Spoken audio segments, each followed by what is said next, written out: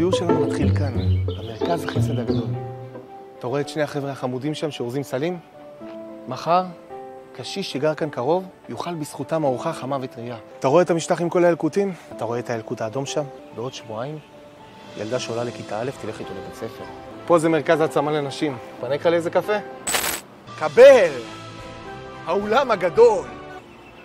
אתה מבין שכל זה לא נכון. אז אולי נראה לך כמו איזה חלום יפה, אבל בתכלס אין פה כלום. זהו, שזה ממש לא חלום. זו כבר מציאות בשטח.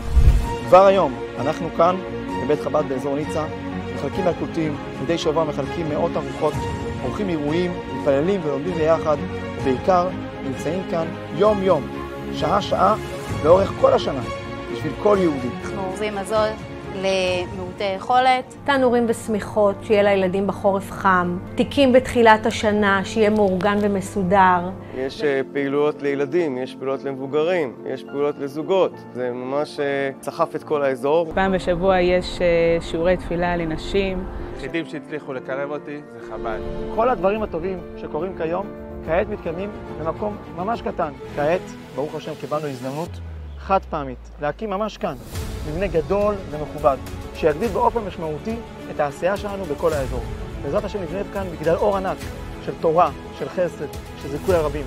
כל מה שצריך כדי לקבל את האישור הראשוני ולצאת לדרך, זו הדחיפה הראשונה שלכם. אני פונה מהלב שלי אליכם. היום יש לכם הזדמנות לקחת חלק בשותפות בבניית בית חב"ד גדול ומפואר. יהיה לכם זכות נצחית בכל הפעילות של הנתינה, של החסד, של החיבור של כל עם ישראל, הבית של כל אחד ואחד בתושבי השכונה.